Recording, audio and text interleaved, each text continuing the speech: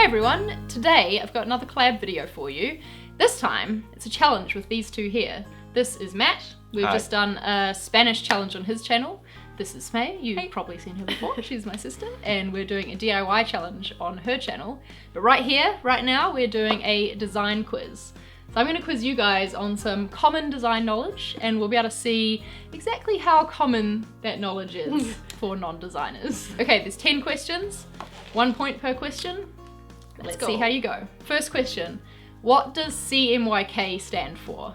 Write it down on your piece of paper. CMYK? Yep. Don't read my answer. I don't know, but it's to do with printing colours, I think. Okay. Control my yak. The correct answer is cyan, magenta, yellow, and key, which is black. And it is printing colours. So I mean, you're I right was on that part. pretty close. I don't think either of you get a point for that one. Oh, okay. Second question is a visual one. What is this circled part of the letter called? What it's called? You want to go first? Okay, I think it's called the tail. Oh, I said the curvy part of the G. Actually, Matt, you are correct. What? But Really? I would have accepted the tail or the descender because it descends below the baseline. Awesome. There you go, point to Matt. That's going to be the only point I get in this whole challenge. If you were to set up a document to create a digital ad, what colour mode would you use? And I'll give you a multi-choice here to make it a bit easier, okay? So your choices are CMYK, RGB, or Pantone. Which one? Okay, what's it for again? For a digital ad. Oh, What are your answers? RGB. Oh no, yeah, RGB. RGB. Point to each of you. Yay! Yes! Well done. Another visual question. Okay. What kind of typeface is this? How would you describe it? Writing an essay here. Is Wanna go it first? a serif font? Matt? Crosshatchy stripes. This kind of font is actually called a display font because it's not one that would be used to write text in, like, you know, long documents. But also, these are serifs, so I think I'm going to give you a point there. Yeah, I suppose it is also technically crosshatchy stripes, but no point for you. Another visual one. What is this called? Oh. Should I give you a time limit? Can you give us a clue? Nope. No? Okay. Whoa. Alright. Okay, I'll go first with leading letter. Well, that sounds more right than mine. I wrote introduction letter. This is called a drop cap. Oh, okay. I've heard of that before, actually. Right, next one. I hope this is an easy one. We'll see. Okay.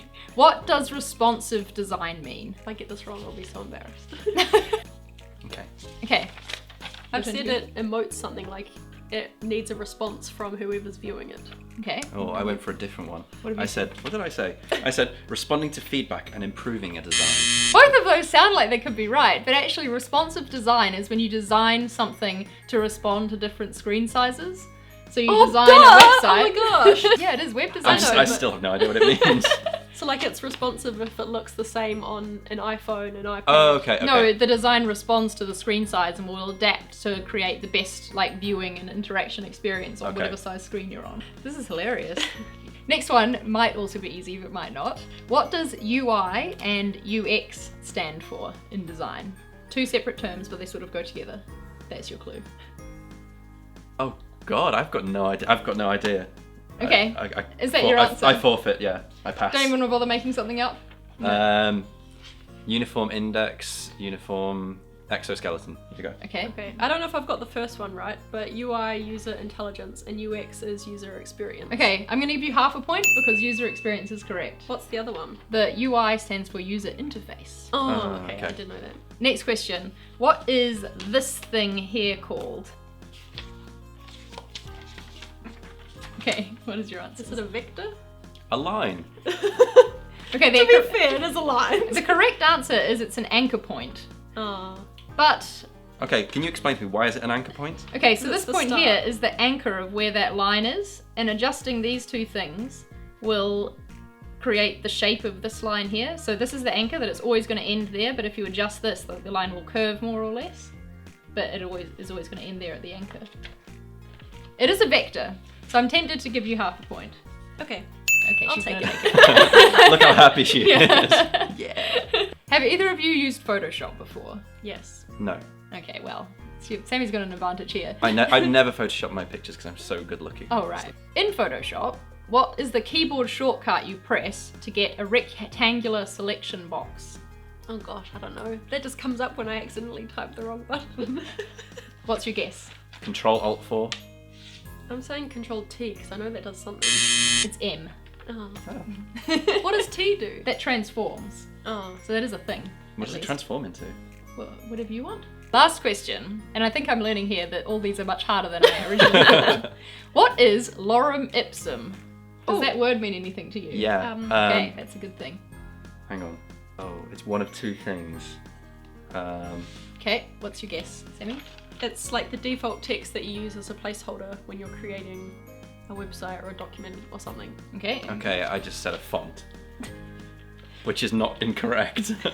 It is incorrect. Is it? It's not a font. Ah. Sammy is right. Yay!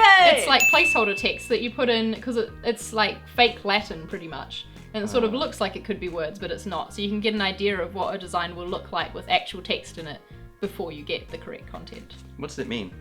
It's just made up gibberish. It's not Latin, it's just fake Latin. It just looks Yeah. like Okay. Latin, yeah. Okay, well, I think that Smay was the clear winner here. Sorry, Matt. 4-2. Yeah. And all these questions were a lot harder than I thought. I would actually love to know, if you played along while you were watching, how many did you get right? Leave it down below in the comments. That'd be interesting to see. Hopefully you might have learned something from this video as well.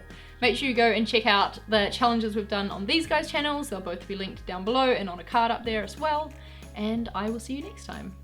Bye. By the way, if I look at my crotch, it's because my laptop is here. No, we're not all just looking down at my crotch, okay? I'm just gonna let it. That was such an evil laugh!